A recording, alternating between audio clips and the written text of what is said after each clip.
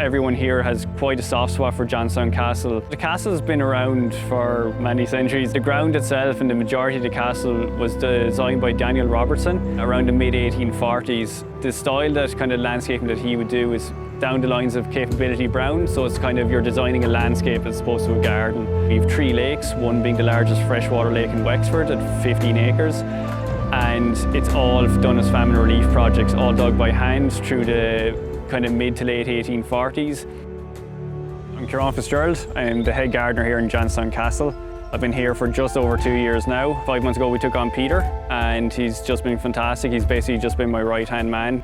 We cover all aspects of the grounds, including the 4 acres of the wall garden. We've really ramped up our nursery production, which we hope to expand on. There's a lot to take on. We do have a fantastic volunteer team which come in for a half day, 2 days a week, and they've just been an absolute godsend. So one of the big projects from when I took over was I started to rewild the estate. And what that kind of entails is basically everything outside the wall garden, it'll only ever be native plants that are planted in here. I've also reduced the mowing. There was 22 acres of lawn being cut before. That's reduced down to about 9 acres now. 5 acres is left as rough grassland, so that's cut every 5 years, but left on site. And the reason behind that is it allows shrew and field mice numbers to increase, which in turn will increase our owl numbers. We have a real big push for biodiversity on the site. We have trail cameras all around the grounds, and so far we've tracked every native land mammal in Ireland on the trail cameras here on Johnstown. So we really want to build on the numbers there, so we're doing everything in our power to entice them back in.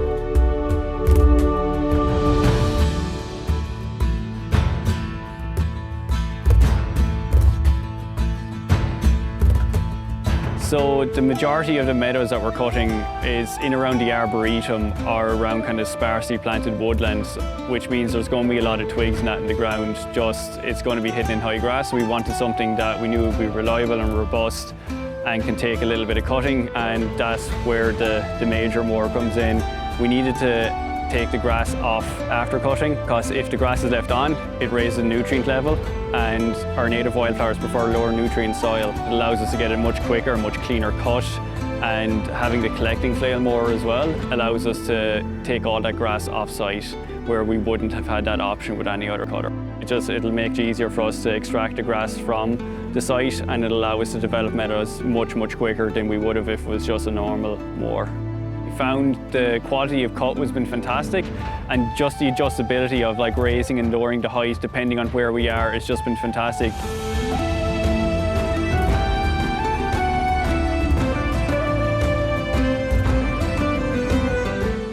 The easy use, even over rough ground, has been quite good. We were worried that it might shake around the back, but it's been solid the whole way through.